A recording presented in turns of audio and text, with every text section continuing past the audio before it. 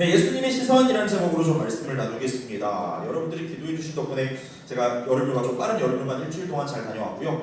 어디 다녀오셨는지 궁금하다면 마카오랑 홍콩을 다녀왔습니다. 마카오랑 홍콩 이제 가족들 저희 장인어른께서 셀프로 그 은퇴 선언을 하시는 바람에 은퇴 선언 본인이 조금 깨셔가지고 내가 손자손녀들 비행기 한번 태워주겠다 그래서 우르르 제가 갔다 왔어요. 우르르 8명이 우르르 갔다 왔는데 홍콩에 갔을 때는 이제 마카오는 제가 한인들 여행객을 제외하고는 한인들을 못 봤는데 홍콩에서는 조금 봤어요. 홍콩에서 봤는데 딱 이제 뵀던 분이 저희 채용이 예약했던 식당이었는데 한인 식당이었는데 그 주인분이 바로 근처에 있는 교회를 다니신다라고 하시더라고요. 그래서 어딘가 했더니 홍콩 수복음교회를 다니신다 하시더라고요. 그래서 홍콩 수복교회가 어딘가 찾아서 슬쩍 지나가 보기도 했는데 여러분 뭐 아시는 분들 아시겠지만 홍콩이 전 세계에서 부동산이 제일 비싸다고 합니다.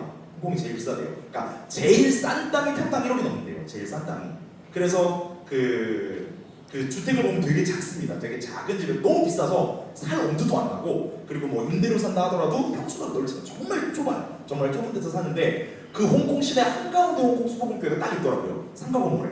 그래서 드는 생각이 쉽지 않으시겠다 라는 생각이 들더라고요. 쉽지 않으시겠다. 저기 임대료며 그리고 얼마 되지 않은 그 홍콩이 그렇게 크진 않거든요. 서울만 하다라고 하는데 서울만 한데 인구수는 거의 서울이랑 비슷합니다. 그 정도 되는 도시에서 그리고 이게 금융도시다 보니까 사람들이 되게 팍팍해요. 되게 양보도 없고 그리고 자동차도 되게 험하게 몰아서 그러니까 사람이 건너가려고 하면 차가 서는 게 정상인데 서주질 않아요. 차가 절대 서주질 않더라고요. 그래서 좀 깜짝 놀라기도 했는데 그렇게 좀 각박하구나. 이게 돈이 오고 가는 곳이다 보니까 많은 돈이 오고 가는 곳이다 보니까 사람들이 좀 각박하구나라는 걸 좀 많이 느꼈는데 그곳을 사역하시기가 쉽지 않겠다라는 생각을 좀 하면서 또 이제 이 땅을 바라보시는 그 땅을 바라보시는 하나님의 시선 어떨까라는 좀 고민도 하고 왔는데 그래서 예수님의 시선에 대해서 좀 말씀을 나누겠습니다. 자, 우리 교회 이제 본격적인 여름 사역이 시작이 됐습니다. 교회 학교 사역을 시작으로 여름 사역이 시작됐고 그리고 우리 청년 공동체의 선교 사역도 시작이 됐습니다. 지금 이 자리에 아까 얘기한 것처럼 이제 존재감 있는 친구들 몇 명 안 보이는 친구들이 지금 몽골인 이주 몽골인들 선교로서 지금 나담 축제, 몽골인들 축제에 가 있는 상황이고요. 그리고 다음 주 금요일에는 그 친구들과 함께 그 부천 지역의 몽골 청소년들과 함께 수련회도 우리가 진행을 한다고 합니다. 그리고 우리 여름 수련회 전에 작년에 이제 다녀와서도 노토반도에 또 일본인 선교팀이 다녀오기로 준비가 되어 있습니다. 자, 이렇게 선교를 진행 중이기도 하고요. 준비하고 있죠. 이런 상황에서 선교를 참여하는 지체들에게는 시작 단계부터 그리고 준비하는 단계 그리고 실행하는 단계까지도 아마 이런 질문이 자연스럽게 떠오르게 될 겁니다. 우리가 뭘 해야 할까? 우리가 가서 그 사람들을 만나서 그리고 그 자리에 가서 거기에서 무엇을 해야 할까라는 질문들을 당연하게 해왔을 겁니다. 너무나 당연한 질문이죠. 우리는 그들을 섬기고 돕고 궁극적으로는 하나님의 사랑을 그리고 복음을 전하기 위해서 즉 우리가 무언가를 하기 위해서 하나님의 사랑을 품고 하나님의 능력을 품고 그리고 하나님이 맡기신 그 사명으로 무언가를 하기 위해 나아가는 발걸음 위에 우리가 무엇을 해야 할까라는 질문을 하는 것은 너무나 당연한 이야기입니다. 자, 그런데 저는 이 시점에서 우리가 선교를 이미 진행하고 있고 그리고 준비하고 있는 이 시점에서 무엇을 할까보다는 먼저 예수님께서는 선교를 어떻게 시작하셨을까를 먼저 봤으면 좋겠습니다. 바로 오늘 본문이 예수님께서 본격적으로 복음을 전파하시는 사역, 그러니까 선교를 시작하시는 사역 부분입니다. 자, 오늘 본문 36절을 저희가 함께 보겠습니다. 36절 같이 보겠습니다. 시작! 무리를 보시고 불쌍히 여기시니 이는 그들이 목자 없는 양과 같이 고생하며 기진함이라. 자, 예수님께서 제일 먼저 무엇을 하셨죠? 제일 먼저 무엇을 하셨다고 되어 있죠? 무리를 보셨다. 무리를 보시고라고 되어 있죠. 그 사역을 시작하시기 전에 제일 먼저 예수님 앞에 모여있는 무리들, 그들을 보시는 것부터 먼저 합니다. 바로 이 문장이 예수님의 선교 사역의 시작을 보여줍니다. 예수님께서는 먼저 모여있는 자들을 보셨습니다. 성경은요, 우리가 저 내용을 보면 우리가 추측할 수도 있듯이 성경은 지금 그 자리에 예수님께서 무리를 보고 계시는데 그 자리에 얼마나 많은 수가 모여있는지에 대해서 집중하지 않습니다. 예수님의 시선이 지금 누구를 향해 있는가, 어디를 향해 있는가부터 제일 먼저 집중을 합니다. 얼마가 모여있나를 말한다는 게 아니에요. 지금 그 자리에 얼마가 모여있는데 그들을 불쌍히 여기셨다가 아니라 그냥 예수님께서 무리를 보셨다. 그 무리가 얼마나 모이는지 모르겠지만 그냥 무리를 보셨다라고 되어 있습니다. 이게 바로 일반적인 사람의 시선과 성경의 시선의 차이입니다. 우리는 뭔가 해야 할 일이 있으면 그 해야 할 일에 대한 결과를 함께 생각합니다. 그게 일반적인 우리예요. 그러니까 뭔가 해야 할 일이 주어지면은 그 해야 할 일의 결과를 당연하게 생각을 합니다. 그러니까 우리가 그 결과를 생각하는 것, 결국에는 선교도 마찬가지일 겁니다. 즉 우리가 선교를 준비하면서 실행하면서 우리가 얼마나 만날 수 있을 것인가, 얼마나 많은 일을 할 수 있을 것인가, 얼마나 모이게 될 것인가, 얼마나 많이 다니고 얼마나 수고했는가라는 결과를 우리는 먼저 생각하기 마련입니다. 그런데 그러니까 우리가 눈에 보이는 데이터를 결과로 생각하기가 일수라는 겁니다. 우리가 눈에 보이는 데이터를. 그럼 이건 잘못은 아니에요. 잘못은 아닙니다. 당연히 우리는 눈에 보이고 손에 잡히는 것을 먼저 체감하고 먼저 생각하는 게 너무나 당연한 일이기 때문입니다. 그러나 선교를 나가고 준비하는 우리는 성경의 시선 그리고 예수님의 시선에 집중할 필요가 있습니다. 예수님은 그 자리에 얼마나 많은 무리가 모였는지 따지지 않으셨어요. 그냥 무리를 보시고 야 얼마 모였는지 세봐라 라고 제자들한테 맡기시지 않으셨다는 거예요. 아니면 그 무리들을 보시고 대충 얼마쯤 모였구나 라는 것을 파악하지도 않으셨다는 거예요. 자, 그리고 예수님께서는 그저 그 무리를 보신 이후에 그 다음에 어떻게 하십니까? 무리를 보시고 그 다음에 불쌍히 여기셨다. 예수님께서 그 자리에 모여있는 수를 보시지 않고 그 자리에 모여있는 어떤 규모를 보시지 않고 그저 무리를 보신 이후에 그 무리를 불쌍히 여기십니다. 그러니까 예수님은 그 자리에 모인 한 명 한 명의 불쌍한 인생, 불쌍한 영혼을 가장 먼저 보셨다라는 것입니다. 그런데 잘 생각해 보세요. 예수님들이 지금 보고 있는 그 무리들, 불쌍히 여기시는 그 무리들, 과연 우리와 다른 사람들일까요? 그들도 가정이 있고 그들도 직장이 있었을 것이며 그들도 생업을 하고 생활을 하고 있는 우리와 별반 다름없는 자들이었을 겁니다. 우리도 그들 안에 있다면, 그 무리들 안에 있었다면 우리도 그들과 크게 차이가 없었을 겁니다. 매일 일상을 보내고 가족이 있으며 저마다의 삶을 이어가고 있는 사람들이었습니다. 그러나 예수님은 그렇게 우리가 그냥 별반 차이가 나지 않는 그들의 겉모습을 보신 게 아니라 그들의 속을 보시면서 그들의 그 깊은 곳, 그들의 삶이 어디로 가고 있는지 그들의 속을 보셨습니다.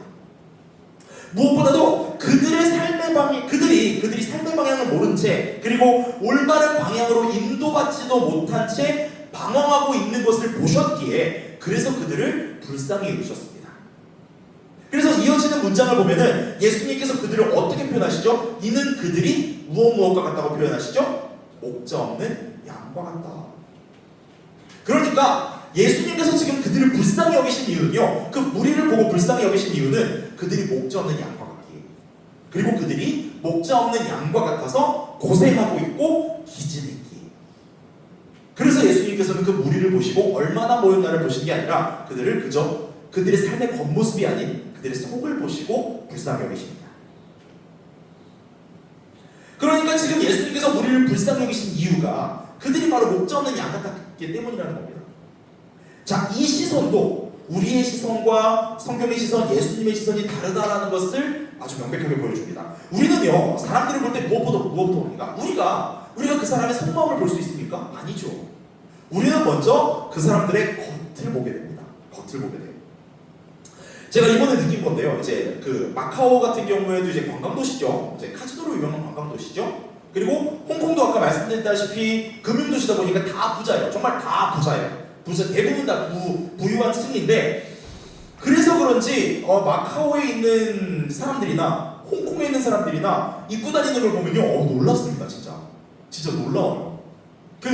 정말 그냥 길 가다가 동네 앞에 있는 작은 마트에서 만날 만한 아주머니거든요. 아주머니처럼 생기셨거든요. 근데 가방이 뭐 수백만 원, 1000만 원에 가까운 가방을 그냥 아무렇지 않게 메고 다녀요. 아무렇지 않게. 그리고 다들 뭐 다니는 거 보면은 다들 번듯합니다. 번듯하게 쫙 메고 다닙니다. 자, 우리는 이렇게 겉모습으로 판단하는 거예요. 가장 먼저 보면 우리는 다른 거 우리가 볼 수 있는 게 없으니까요. 우리가 그에 대해서 알 수 있는 게 없으니까요. 겉모습으로 판단할 수밖에 없죠. 그렇게 겉모습으로 판단하는데, 그런데 예수님은 그 겉모습을 보시지 않는다는 거죠. 겉모습과 상관없이 그 속을 보시면서 그들이 목자 없는 양과 같다. 저들이 고생하고 지쳐 있다. 그래서 불쌍히 여기셨다. 즉 예수님은 그런 형편이나 그런 속사정을 보시지 않습니다. 물론 지금 예수님 앞에 모여있는 자들 중에는 부자들도 있었을 겁니다. 귀족도 있었을 겁니다. 그런데 반대로 어려운 사람도 있었을 것입니다. 그런데 예수님은 그들이 얼마나 잘났는지 아니면 그들이 얼마나 못났는지 사회적으로 그들의 계층이 어떤지 보시지 않고 그저 그들의 영적 상태를 제일 먼저 보십니다. 자, 그런데 여기서 우리가 생각해 볼 게 한 가지 있습니다. 왜 예수님께서는 그들을 보시고 목자 없는 양같이라고, 왜 양이라는 동물을 사용하셨을까요? 그 양은 참 연약한 존재입니다. 저 털 때문에 움직임도 둔합니다. 움직임도 둔하고, 그리고 넘어지면 잘 일어나지도 못한대요. 그리고 이제 양도 늑대도 이제 무리 생활을 하죠. 서로 천적관계로 봅시다. 양도 늑대도 무리 생활을 하는데, 늑대는 무리에서 벗어나도 곧잘 잘 합류를 합니다. 혼자 떨어져 있더라도, 특별히 이제 버림받아서 이제 떨어져 나간 게 아니라면 본인이 떨어져 있더라도 곧잘 무리로 냄새를 맡아서 잘 복귀를 합니다. 그런데 양은 시력이 너무 좋지 않아서 어딜 못 간답니다. 한번 무리를 잃으면 그냥 그 자리에서 나는 죽었구나 라고 주저앉는데요. 주저앉아서 아무것도 하지 않는답니다. 그러니까 양은요, 목자가 없으면 방향을 잃어서 어디로 가야 하는지도 모르고 무엇이 위험한지도 모르는 상태가 되어서 방황할 수밖에 없다라는 겁니다. 그래서 오늘 본문에 등장하는 목자 없는 양이라는 표현은요, 그냥 그저 연약한 존재임을 나타내는 것이 아니라 더 나아가서 목자가 되시는 하나님 없이 살아가는 인간의 상태, 어디로 가야 할지도 모르고 어디가 위험한지도 모르는 위험천만하고 불쌍한 상태를 나타내는 겁니다. 성경에 나오는 대부분의 양에 대한 표현이 그런 표현들이에요. 어디로 가야 할지 모르고, 그리고 어디가 위험한지도 모르는 아주 위험천만의 상태, 목자가 없이는 살아갈 수가 없는 그런 불쌍한 존재. 예수님께서 보신 것은 형편이 어려운 사람들이기 이전에 하나님을 잃어버린 사람들이었고, 고생하는 사람들이기 이전에 길을 잃어버린 사람들이었습니다. 즉, 지금 예수님 앞에 모여있는 무리들, 그들의 상황이나 형편이나 수준과 상관없이 그들이 길을 잃은 자들, 그리고 목자가 없어서 방황하고 있는 자들이라는 것을 보셨다라는 겁니다. 자, 36절로 잠깐 다시 한번 돌아가 봅시다. 그 예수님께서 목자 없는 양과 같은 무리들을 보시고 불쌍히 여기시죠. 자, 여기서 불쌍히 여기다라는 표현은 어려운 형편을 보거나 안타까운 사연을 듣고 연민의 마음으로 가엾게 여기는 정도, 저 사람 참 불쌍하다 정도가 아닙니다. 여기서 불쌍히 여기다에 사용된 헬라어는 단순한 연민의 감정 정도가 아니라는 거예요. 그 사람이 참 연약한 게요, 우리가 누군가를 불쌍히 여길 때 그 연민의 마음도 순수하지 않다는 거 여러분들 아십니까? 그 연민의 마음도 그리 순수하지 않다는 거. 우리가 누군가를 불쌍히 여길 때 그때 우리는 알게 모르게 그 사람과 나의 상황을 비교하면서 나보다 어렵고 나보다 못하기 때문에 우리는 불쌍히 여깁니다. 기준점이 있어요. 기준점이 있어서 그 기준점보다 낮을 때에 우리는 그 사람을 불쌍히 여깁니다. 그리고 대부분 그 기준이 바로 나예요. 나보다 형편이 어렵거나 나보다 뭔가 부족한 것이 있을 때 우리는 저 사람 참 불쌍하다 라고 생각을 한다는 겁니다. 그러니까 저 사람 참 불쌍하다라는 표현의 저변에는 나는 저 정도는 아니라서 다행이야 라는 아주 참 그 미묘한 감정이 거기에 껴있다라는 거예요. 제가 비슷한 경험을 한 적이 한 번 있는데요. 꽤 옛날입니다. 제가 20대였어요. 20대인데 그 인천 1호선, 제가 그때 이제 인천에 이제 구월동 쪽에 살았거든요. 구월동 쪽에 이제 사무실이 있어서 거기서 이제 기거를 하고 있었는데, 그 구월동에서 송도로 갈 일이 한번 있습니다. 송도에 있는 그 현대국제기버스였나? 뉴욕 주립대였나? 하여튼 그쪽에서 뭔가 이제 집회가 있어서 거기 조명으로 가야 되는 이제 상황이었는데, 아시다시피 그 인천 1호선이 그 남동공단을 지나갑니다. 남동공단을 지나가요. 그래서 제가 그 관교 인천터미널역에서 탔는데 제가 이제 앉았고 제 맞은편에 그 중동에서 오신 분으로 보이는 분이 앉아 계시더라고요. 그냥 좀 허름한 그 셔츠에 청바지 입고, 그리고 옆에 되게 낡은 뭐 가방 같은 게 하나 있었어요. 그냥 에코백 같은 거였던 걸로 기억해요. 있었는데 제가 무슨 생각을 했을까요? 저는 아무렇지 않게 그분이 남동공단에서 일하시는 외국인 노동자라고 생각을 했어요. 그리고 참 한국 가서 고생한다. 참 한국 가서 되게 고생하신다. 힘들겠다. 라는 생각을 아무렇지 않게 했어요. 그런데 그분이 남동공단에서 안 내리시더라고요. 남동공사 내려야 되는데 안 내리시더라고요. 소유빈이 왜 안 내리나? 그러니까 내 생각으로 저분이 이제 남동공사 쪽에서 일하시는 분이면 그쪽에서 내리셔야 될 건데 안 내리시려고 어딜 가나 싶었는데 제가 이제 맞은편에 앉았다고 했죠. 그 낮 시간 전철에 사람이 거의 없었는데 통화를 하시는데 영어를 너무 잘하시는 거예요. 이상하게 영어를 너무 잘하시는 거예요. 막 영어를 하셔서 들어보니까 이게 웬걸 그 송도에 있는 그 국제대학교에 있는 교수님이셨던 거예요. 이게 우리라는 겁니다. 저는 아무렇지 않게 중동 쪽 사람이고 허름하게 입고 있고 뭐 그렇게 겉으로 보기에 막 뛰어나 보이지 않으니까 저는 아무렇지 않게 외국인 노동자라고 생각을 했었어요. 근데 통화하는 내용을 들어보니까 프로페서라는 단어들이 나오는 거예요. 그리고 막 전문 용어들이 나오고 경제 용어들이 나오고 그래서 저는 교수님이구나. 그래서 저랑 같은 데서 내리셨어요. 그리고 같은 대학 안에 들어가셨어요. 막 뉴욕 주립대 교수님이셨던 것 같아요. 이게 참 우리가 가지고 있는 이 연민의 마음도 순수하지 않다라는 겁니다. 우리 안에 있는 그 누군가를 불쌍히 여기는 마음도 참 순수하지 않다라는 거예요. 그런데 예수님이 불쌍히 여기신 것은 우리가 가지고 있는 이런 동정심, 이런 연민과는 완전히 달랐습니다. 자, 저기에 해당하는 저 헬라어, 불쌍히 여기심이 해당하는 헬라어를 스플랑크니조마이라고 하는데요. 이 단어의 뜻은 이런 겁니다. 스플랑크니조마이, 뭐 어떻게 읽는지는 신경 쓰지 마세요. 누군가의 문제나 슬픔, 불행에 대해서 미안해하거나 그 사람을 돌아보고자 하여 드는 마음. 자, 다시 설명해 드립니다. 누군가의 문제나 슬픔, 불행함에 대해서 미안해하거나 그 사람을 돌아보고자 하여 드는 마음. 우리가 기본적으로 가지고 있는 동정심이나 연민과는 달라요. 우리가 가지고 있는 동정심이나 연민은요, 미안해하지 않아요. 미안해하지 않습니다. 왜냐하면 비교하기 때문입니다. 우리가 그 사람의 형편을 비교하기 때문에 우리는 미안해하지 않습니다. 그런데 예수님이 가지셨던 불쌍히 여기는 마음은 미안해하는 마음, 그리고 저 사람 참 미안해 여기는 그 마음보다 더 나아가서 돌아보고자 하는 마음까지 포함되어 있다는 겁니다. 자, 쉽게 설명하면 예를 들면 이런 겁니다. 제가 최근에 본 이제 저희 집이 인간극장을 진짜 좋아해요. 인간극장 좋아해요. 그 몇 번 얘기한 것 같은데 월요일에 이제 제가 월요일에 쉬는 일하니까 낮에 이제 애들이 학교 가고 이제 빨래를 돌리고 나면은 이제 건조기 건데서 개죠. 개면은 자연스럽게 뭐 리추얼인 것 마냥 거실로 이제 둘 다 이제 거실에 앉아서 빨래를 개면서 인간극장을 틀고 인간극장을 봅니다. 보는데 최근에 나온 내용이었는데 뭐였냐면 이제 싱글맘이에요. 싱글맘인데 이제 큰 아들은 군인이고 그 부사관이고 둘째 아들이 중3인가 그런데 복싱을 하는 친구였어요. 복싱을 하는 친구인데 이 친구가 엄마가 열심히 가죠. 엄마는 이제 지방에 떨어졌어. 그 큰아들은 군대 가 있고 둘째 아들은 서울에 있고 엄마는 지방에서 일을 하는데 이게 인간극장 촬영을 하니까 이 둘째 아들이 전국체전 그 예선전에 이 엄마가 직장까지 빼고 아들을 따라가요. 아들을 따라가서 그 아들의 경기를 보러 갔는데 자, 엄마가 그 아들의 경기를 봤을까요? 못 봤을까요? 못 봐요. 못 봐요. 왜냐면 내 아들이 누군가한테 맞는 게 그걸 어떻게 봐요? 아무리 경기라지만 운동이라지만 내 아들이 누군가한테 맞는 거를 엄마가 어떻게 봅니까? 그리고 아들이 그렇게 피땀 흘려서 그리고 거기서 그 전에 이제 실제로 이 그 주인공인 그 아들이 둘째 아들이 한 체급을 높여요. 한 체급을 높이거든요. 그래서 운동하는 친구들은 알 겁니다. 그 체급 높이고 올리는 게 보통 일이 아니거든요.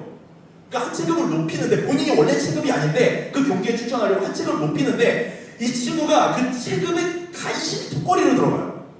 간신히 턱걸이로. 뭐 100g, 200g 차이로 들어가요. 근데 그 친구가 만나서 싸운 애들은 그걸 훨씬 뛰어넘는 원래 그 체급에 있는 애들이랑 싸운단 말이에요. 키도 크고 그 맷집도 다르고 그 몸무게도 다른 친구들이랑 싸우는데 뭔가 전략이 있어서 그렇게 한 거겠지만 그렇게 그 체급을 조절하면서까지 막 엄청나게 피땀 흘려서 했던 그 고생을 엄마가 알기에 엄마가 아들의 경기를 못 봅니다. 바로 그게 스플랑크니 조각이에요.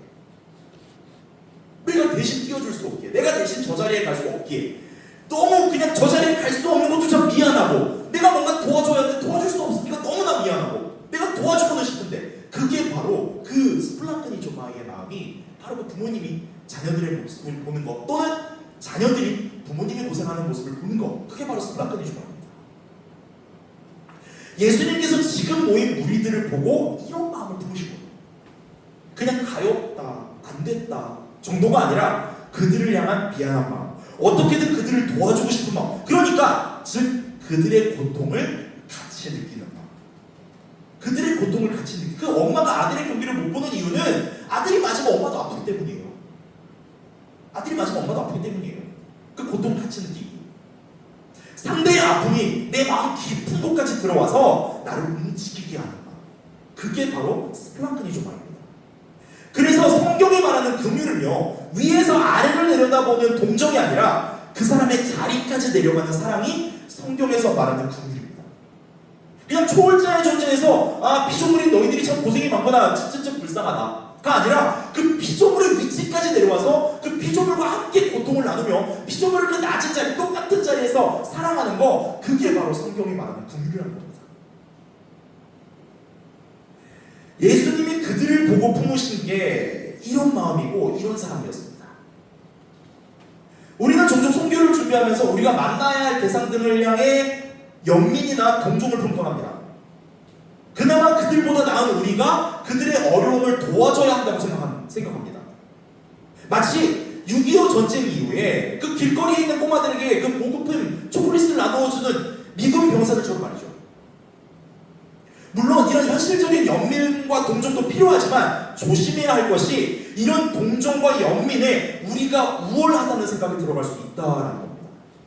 우리가 저들보다 우월하게 내가 그래서 저들을 도와주러 가는 거야 라는 이런 알량한 우리의 교만,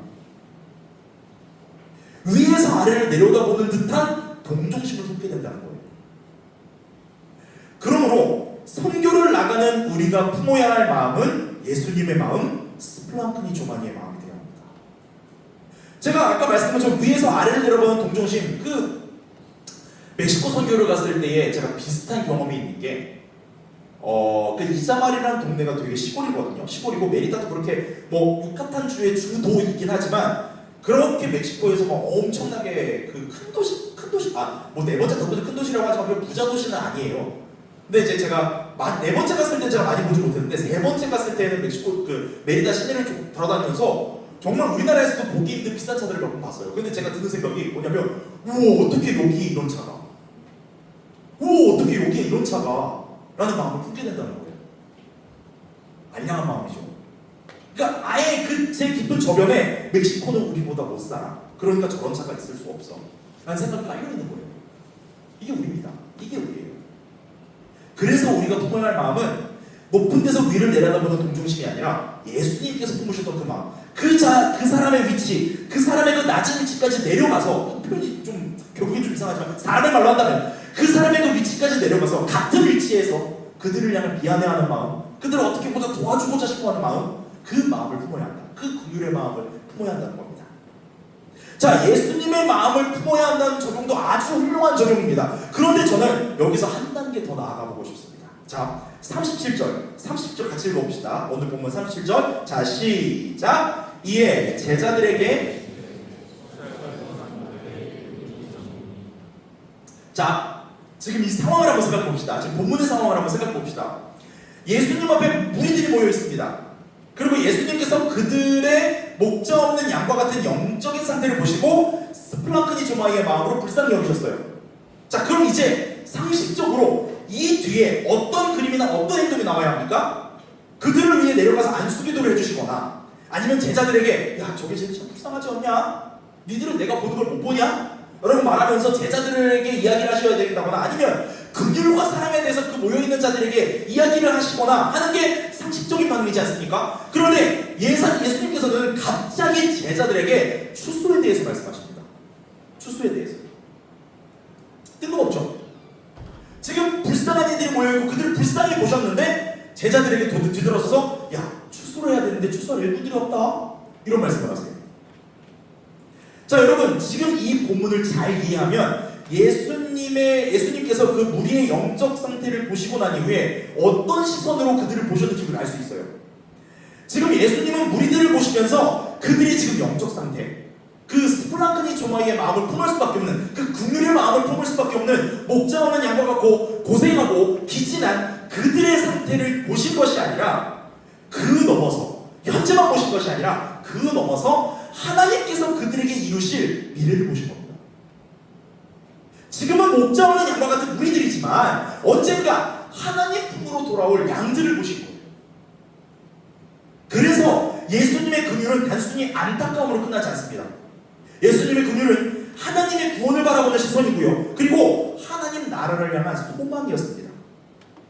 지금 여러분들과 나누는 이 마태복음 9장 끝부분의 내용은요, 선교에 대한 설교 본문으로도 많이 쓰이고요, 교회론에 대한 설교 본문으로도 많이 쓰입니다. 저도 마찬가지로 오늘 이 예배를 제 몸팀과 일본팀 이제 파송하는 시간으로 보내자고 제안하면서 아주 스테레오 타입으로 이 본문을 설교 본문으로 정하고 묵상하기 시작했어요. 그러니까 뻔한 설교가 나올 뻔했어요. 흔히 아는 이 말씀을 가지고 그냥 예수님의 마음 품고 나가자, 그래 우리 힘내자, 이 정도 설교가 될 뻔했는데, 제가 이번에 묵상하면서 깜짝 놀란 게 예수님이 그들을 불쌍히 여기신 이후에 그들에 대해서 추수에 대해 말씀하신다는 거예요. 그래서 제가 이 본문을 어떻게 이해했냐면, 이 본문은 선교에 대한 이야기일 뿐만 아니라 결국에 또 이 본문도 복음에 대한 이야기구나. 왜냐하면 예수님께서 바라보셨던 그 목자 없는 양들을 어쩌면 지금 우리가 선교 현장에서 만나게 될 사람들만을 말하는 것이 아니라 한때 우리들의 모습이기도 하기 때문입니다. 아마 여러분들도 오늘 이 설교를 들으시면서, 그리고 선교를 준비하고 있는 몽팀이나 1팀도 아직 예수님을 모르는 그들이 목자 없는 양들이구나, 우리가 그래서 그들을 향해 긍휼의 마음을 품어야 하는구나 라고 생각했을 것입니다. 맞습니다. 아까 말씀드린 것처럼 아주 훌륭한 적용이에요. 왜냐하면 그들도 예수님께서 생명을 내어주시기까지 사랑한, 하나님께 사랑하시는 하나님의 영혼들이기 때문입니다. 그러나 다시 한번 생각해 봅시다. 이 말씀은 우리를 제외한 그들만을 향한 말씀이 아니라는 거예요. 저는 오히려 지금 이 본문이 우리에게 이렇게 질문한 것처럼 느껴집니다. 너는 한 번도 목자 없는 양이었던 적이 없느냐? 자, 지금 이 자리에서 저 질문에 자유로운 사람이 과연 있습니까? 성경은요, 우리를 향해서, 이 성경 66권 전체는요, 우리를 향해서 끊임없이 똑같은 이야기를 보여줍니다. 들려줍니다. 우리는 하나님을 찾던 사람들이 아니라 하나님을 떠난 사람들이었고, 길을 알고 걷던 사람들이 아니라 길을 모르고 방황하던 자들이었습니다. 그래서 베드로전서 2장 25절은요 우리의 과거를 이렇게 설명합니다. 자, 제가 읽어드립니다. 너희가 전에는 양과 같이 길을 잃었더니 이제는 너희 영혼의 목자와 감독 되신 이에게 돌아왔느니라. 저는 지금 저 말씀이 오늘 본문을 이해하는 키라고 생각을 해요. 예수님께서 바라보셨던 목자 없는 양들은요, 결국 한때의 우리였습니다. 우리가 이전에 목자 없는 양들이었다는 겁니다. 하나님 없이 살아가는 것이 얼마나 위험한 일인지도 모른 채 살아가는 우리였고요, 어디로 가는지도 모르면서 내가 개척하는 길이, 내가 판단하는 길이 옳다고 믿으면서 걸어가던 게 우리였습니다. 겉으로는 멀쩡하게 살아가는 것처럼 보였지만 영혼만큼은 방향을 잃고, 그 방향을 잃고 어디로 가는지 갈팡질팡하던 게 바로 우리들이었습니다. 하나님께서는 이런 우리들을 어떻게 바라보셨을까요? 우리는 흔히 하나님께서 죄인을 보셨다고 생각합니다. 물론 맞는 말입니다. 하나님께서 죄인들을 보시죠. 그러나 복음은요, 거기서 끝나지 않습니다. 그저 죄인을 보는 그 시선에서 끝나지 않아요. 복음을 통해서 하나님은 우리를 어떻게 보시면 우리의 죄를 보시긴 하시지만 그 죄로 우리를 규정하진 않으십니다. 죄인인 상태를 보셨지만 그 상태가 니네 인생의 끝이다, 니네는 죄인으로 끝날 인생이야 라고 선언하지 않으세요. 하나님께서는 우리도 길을 잃은 양인 것을 알고 계셨지만 그대로 내버려 두지 않으셨습니다. 예수님께서 목자 없는 양들을 보시면서도 추수를 보신 것처럼 하나님께서도 우리가 죄인인 그 상태만 보시지 않으시고 그 이후 하나님의 은혜가 우리에게 만들어낼 그 미래를 보셨습니다. 제가 지금 여러분들과 나누는 이 이야기는요, 결코 어려운 교리의 이야기가 아니에요. 자, 성경의 인물들 한번 떠올려보세요. 사람들은 교회를 핍박하는 사울을 봤습니다. 사울이 예수님을 만난 이후에도 초대교회 성도들은 사울을 무서워했어요. 하지만 예수님께서는 무엇을 보셨죠? 장차 이방인들의 사도가 될 바울을 보셨습니다. 이스라엘 사람들은 삭개오를 보면서 매국노라고 욕하고 죄인이라고 정죄했어요. 그러나 예수님께서는 그에게 찾아가시고 이도 아브라함의 자손이다 라고 말씀해 주셨습니다. 바로 이것이 복음의 가장 놀라운 점입니다. 복음은 현재만 보지 않아요. 은혜로 이루어질 미래를 봅니다. 바로 우리의 시선, 그리고 지금 사역을 하고 있는 몽골팀, 사역을 떠난 일본팀이 바라봐야 할 시선이 바로 이 시선입니다. 사람은 현재를 봅니다. 하지만 하나님은 은혜가 이루어낼 미래를 본다는 거 명심하시기 바랍니다. 사람은 실패를 보죠. 하지만 하나님은 회복을 보십니다. 사람은 죄를 보죠. 하지만 하나님은 그 죄인이 아닌 그 은혜로 말미암아 구원받을 백성을 보십니다. 그래서 복음은 언제나 하나님의 시선에서 시작됩니다. 이 이야기는 우리가 하나님을 찾아간 이야기가 아니라 하나님께서 먼저 우리를 그렇게 바라봐 주셨다라는 이야기예요. 우리가 하나님께 가능성을 드렸기 때문에 찾아오실 것이 아니라 아무런 가능성이 없는 우리를 하나님께서 그저 끝까지 포기하지 않으셨기에 우리가 지금 하나님의 자녀로서, 그리고 이전에는 우리도 목자 없는 양이었지만 하나님께서 우리를 보실 때에 추수할 대상으로 보셨기에, 거두어들일 하나님의 자녀들, 하나님의 백성으로 보셨기에 지금 우리가 이 자리에 있을 수 있는 겁니다. 바로 그 예수님의 시선, 하나님의 시선이 우리 가운데 있었기에, 긍휼의 마음이 있었기에 지금 우리가 이 자리에 있을 수 있는 거예요. 자, 말씀을 한번 정리해 보겠습니다. 자, 그렇다면 선교가 무엇일까요? 수도 없이 말할 수 있습니다. 이거 1년 360일 제가 평생 이야기해도 모자랄 겁니다. 오늘 우리가 함께 나눈 이 본문의 이야기를 통해서 여러분들이 선교의 새로운 의미, 새로운 시선을 발견하셨으면 좋겠습니다. 선교는 내가 누군가를 찾아가는 이야기가 아니에요.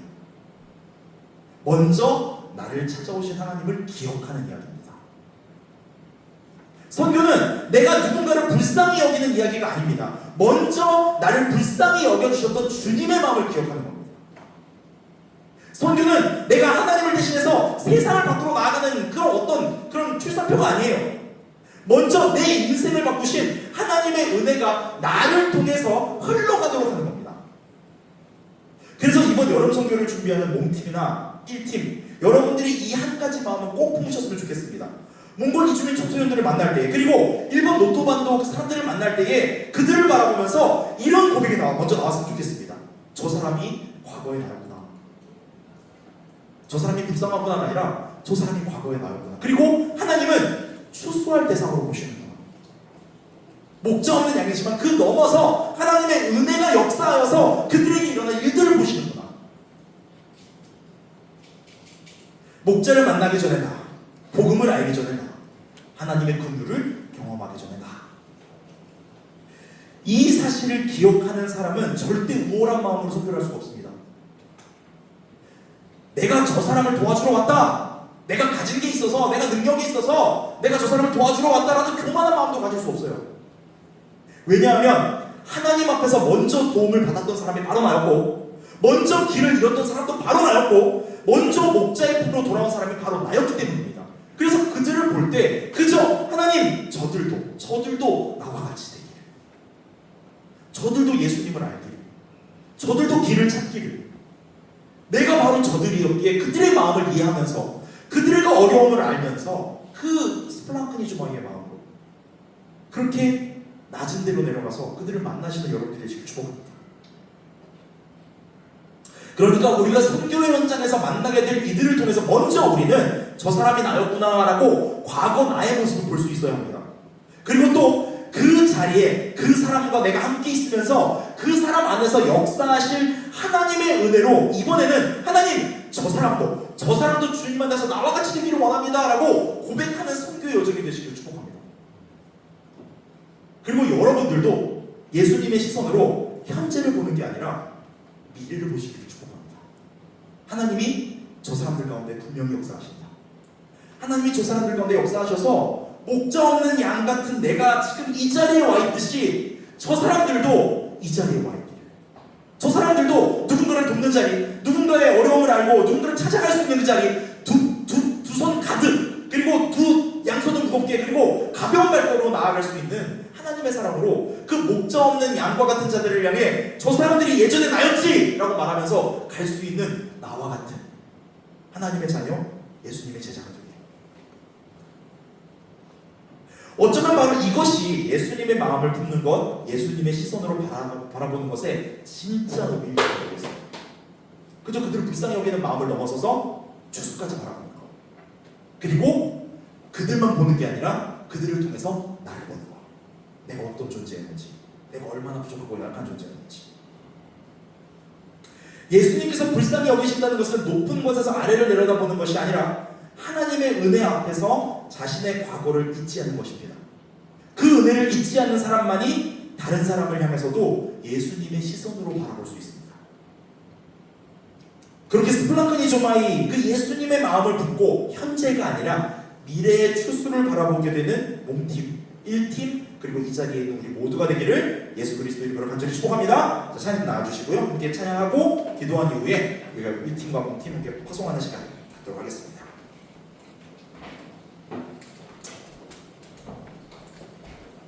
아버지의 마음이라는 찬양 잘 아실 거예요, 다들.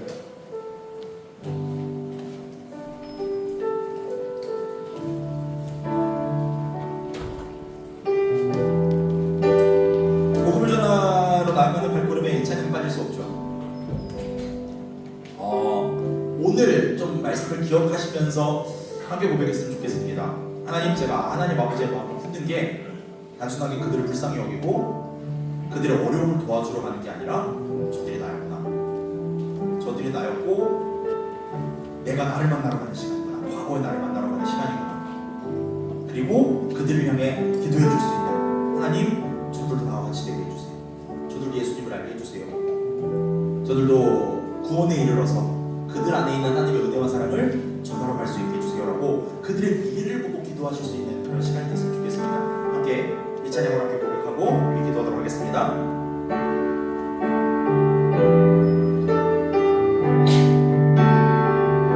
아버지의 마음, 아버지의 마음,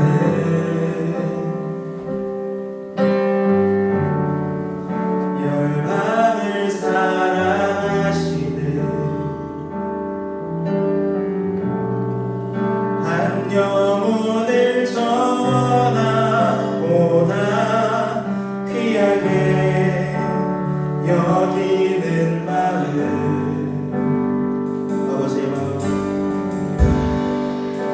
아버지의 마음,